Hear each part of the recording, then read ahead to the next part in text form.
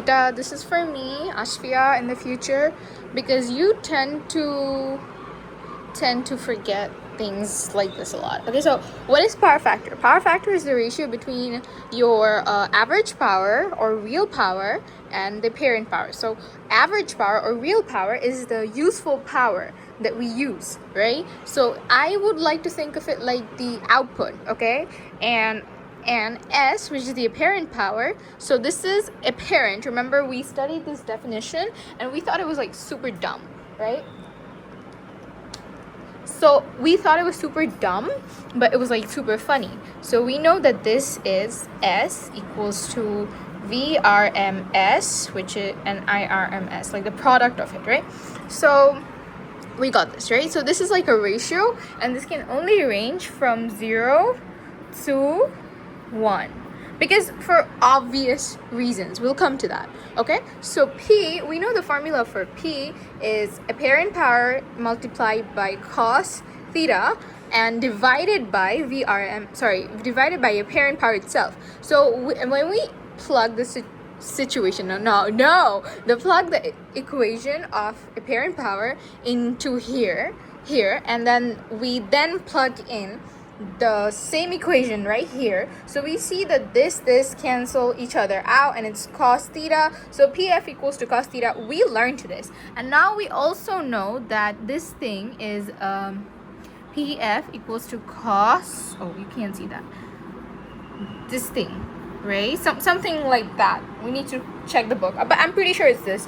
Anyway, so this is the one, and okay, so we look at the cos theta graph, right? So this is a cos theta graph. This is just like a weird, like just a sketch, all right? So let's see here that when it's 90, we reach 0, okay? And when it's 0, it's like 1, okay? So when cos theta is 90, and by 90, we know that we're talking about AC stuff, right? So let's say there's one, what is this? This is like one sinusoid and then another sinusoid. So one, let's say, stands for voltage, the other stands for like current, right? So both of these, if they're in phase difference of 90, so then it's 0, because cos 90 is 0. So when that happens, when there's a phase shift of 90 between V and I, that's when PF is 0, because it's 90, so cos 90 is 0. Or anyway, so this is the lowest that it can get from the range, right? It's the lowest. So we get lowest, and then we compare it to here, which is P and S. So remember what we talked about P and S, right? P, I like to think of as the output, and S we like to think of as the input, right?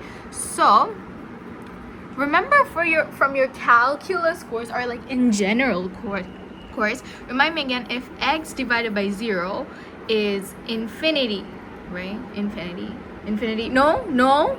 Yeah, it's infinity, and 0 divided by x. Oh no, that way this will be 0, because it says 0, right? No, this is lowest. So if this is lowest, that means this has to be 0. Yeah, but if we increase this is being decreased. So this is gonna be 0 then. This is gonna be 0. Yeah, no, shut up. Okay, if this is 0, then that way my power factor is 0. Get it? Do you get it? You get it. 0. So if that's 0, wait, what was the whole point of me explaining this to myself? Hold on. Wait, need a break. Okay, wait, hold on.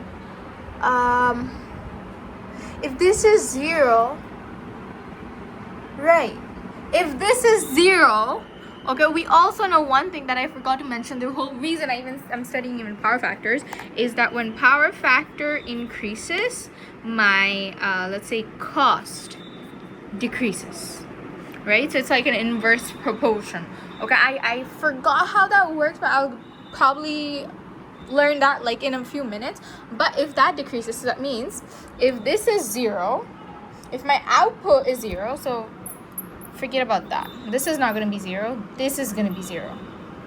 This is going to be 0, right? So if this is 0, that means I've got 0 output. right? So that means my cost is super high.